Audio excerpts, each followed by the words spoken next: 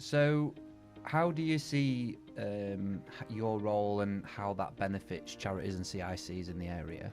So with social value, so just in case people don't know what it is, so any company that uses anything to do with public money, so as a rail company, Volkerrail major client is Network Rail, who gets their funding from the Department for Transport, and Department for Transport would be public money. Yeah.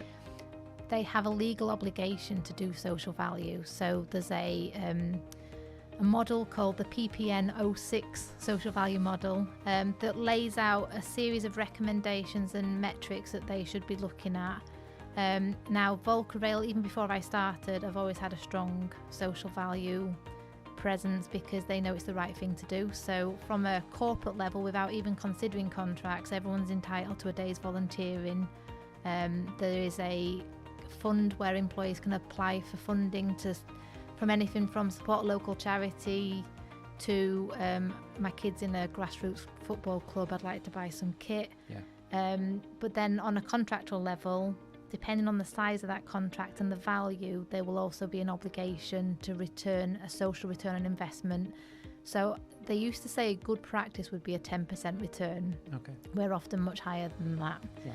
And for me, social value is a very good tool.